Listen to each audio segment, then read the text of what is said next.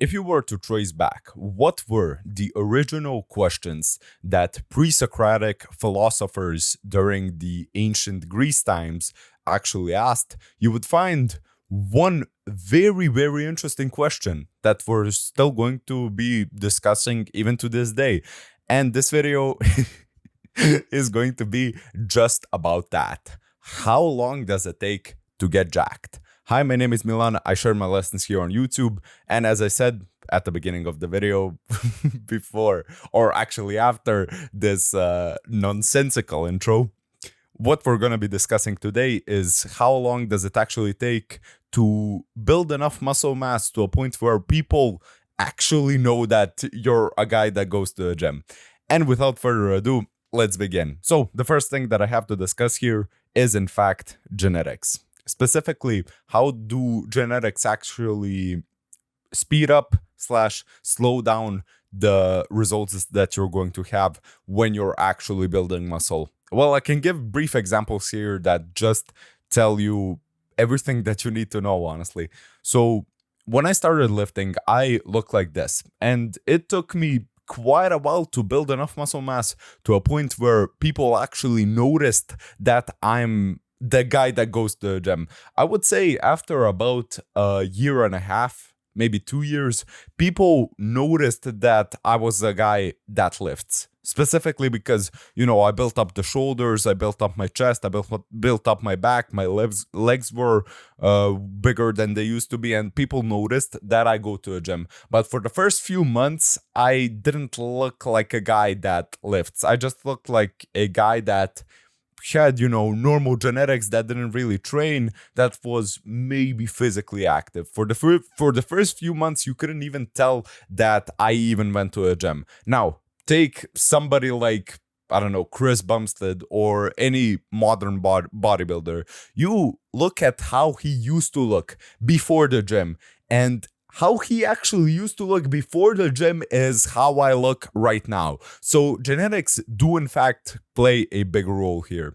And something that you've probably seen online is that study that actually concluded that there are people at the ends of the spectrum that have totally different responses to weightlifting. So there are actually people in this world who, even if they did everything right, even if they ate enough protein for their size, and even if they trained perfectly, and if they got 8 hours of sleep every single night, they'd actually lose muscle whilst weightlifting. But on the other side of the spectrum, we have guys like Chris Bumstead, who looked like a Greek god before going to a gym. So yes, this is in fact something serious, but I don't want to discuss genetics any further in this video, since genetics, I would say, are important, but why talk about something that you cannot change?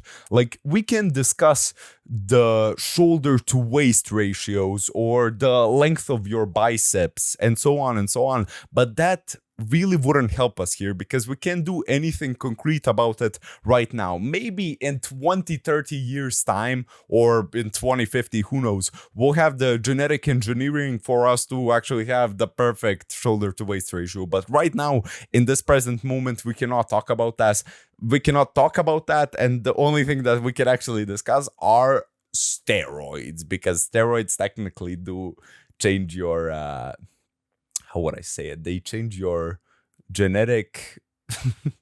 What am I even saying, bro? They change how you actually respond to weightlifting, but we're going to stay natural on this channel, and we're not gonna discuss steroids way too much.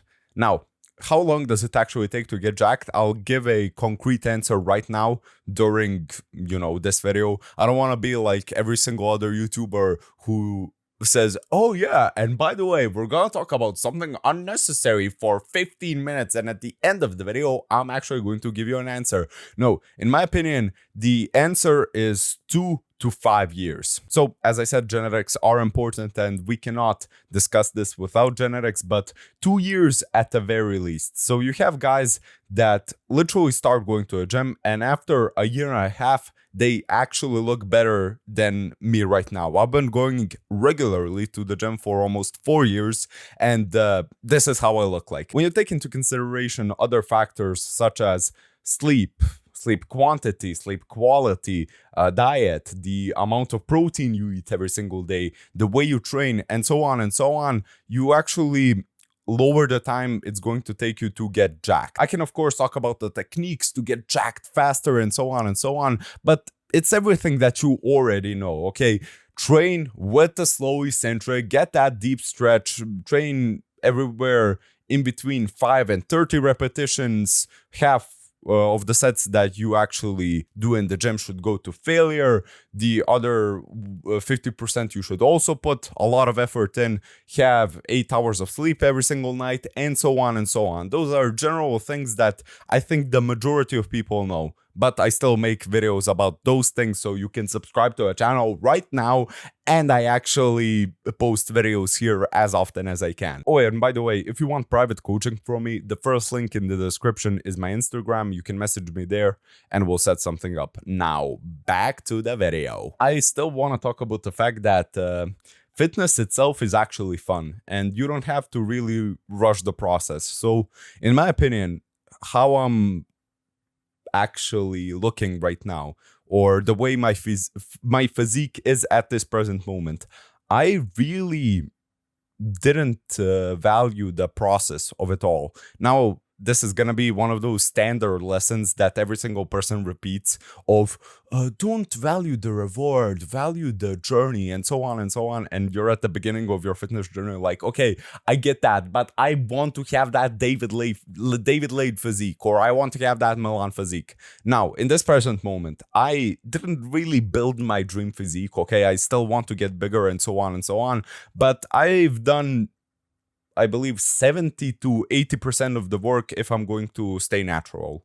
Now, whether or not I'm going to stay natural is a totally different subject, but still, I've done, let's say, the majority of the work. And in this present moment, I actually value the fact that there are other things that I can do in the gym. For example, powerlifting. I want to get strong as shit. And now, I've actually learned the lesson of value the progress, value the time it actually takes to build that. Because this is the truth.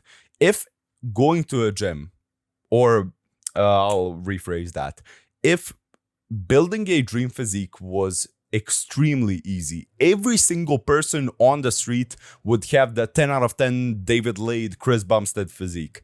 But in reality, when you look at the numbers, and also when you look at the people on the street, if you go to a gym for 6 months, you'll look better than 80 to 90% of the general population in the Western world. That's just a fact.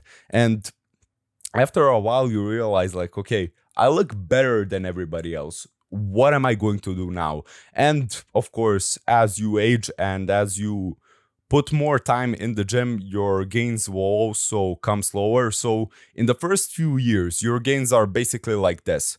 It's a relatively linear function. It may be a logarithmic function, but I'm not gonna discuss that in this video. So for the first few years, your gains are like this. After year 4 or 5, they slowly taper off, and basically at year 10, you can still build muscle, but it'll be unnoticeable for the vast majority of people. I remember Jeff Nippard actually posted a video like, how much muscle can I build in 1 year if I did everything perfectly? And yeah, technically he built like 2 kilograms or 4 to 5 pounds. I don't actually remember what the number was. It might in fact be lower than that. I just don't remember. So let's say he built 4 pounds of lean mass in 1 year. Bro, that's shit, man. That's a year of consistency, a year of effort just for a kilogram of muscle. Who are you kidding, man? Still, even if you were to put 3, 5, 10 years in the gym, you'll still feel, I wouldn't say unhappy with how you look, but you'll feel kind of inadequate. You'll want more muscle mass every single year that you lift. And after a certain point, you have to realize, like, okay, you're that guy who has a ton of muscle. And that's basically it. That's when you are jacked.